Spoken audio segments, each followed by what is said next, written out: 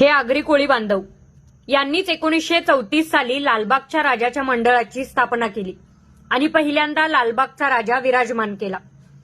मात्र काल परवाची व्हिडिओ पाहिल्यानंतर एक गोष्ट कळाली की यांनाच दर्शनासाठी रोखलं जात होतं. का तर मंडळाचा ट्रस्टी बदलला. हातामध्ये हार घालून आमच्या लालबागच्या राजाला अर्पण करा म्हणून विनंती करत होते. पोलीस त्यांना धक्काबुक्की करत होते. त्यांना हकलवून लावलं.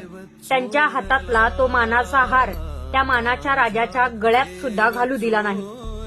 पण जेव्हा परवा विसर्जनाच्या वेळी लालबागच्या राजाचं विसर्जन होत नव्हतं तेव्हा जे मंडळाच्या अवतीभोवती सोडलेले गळ्यात आयडेंटिटी घालून फिरत होते ना, ते कुठे होते?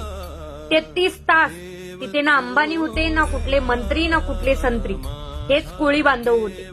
जीवावर उदार होऊन लालबागच्या राजाचं विसर्जन करत होते. यांच्यावरतीच अन्याय केला होता या मंडळाने. हे तेच मंडळ आहे जे मंडळ कोळी बांधवांनी उभा केलं, सामान्य माणसांनी उभा केलं.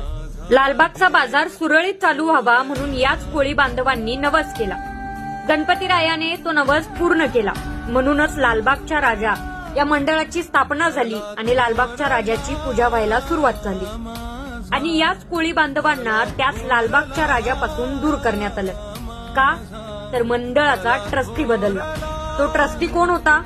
अंबानी. त्या अंबानी पायात इथे ना मराठ्यांचं चालू दिलं काही, ना कोळी बांधवांचं. ज्या मराठ्यांचा इतिहास महाराष्ट्राला इतिहास या शब्दापेक्षाही फार जुना आहे, त्या मराठ्यांना मात्र तिथे अन्नासाठी रोखण्यात आलं. मराठ्यांना उपाशी ठेवलं, कोळी बांधवांचा अपमान केला आणि शेवटी मंडळाने त्याचा भिकारलेपणा दाखवून दिला. आता या मंडळाला महाराष्ट्रातून भीक मिळेल दरवर्षी आणि वर्षानुवर्षे.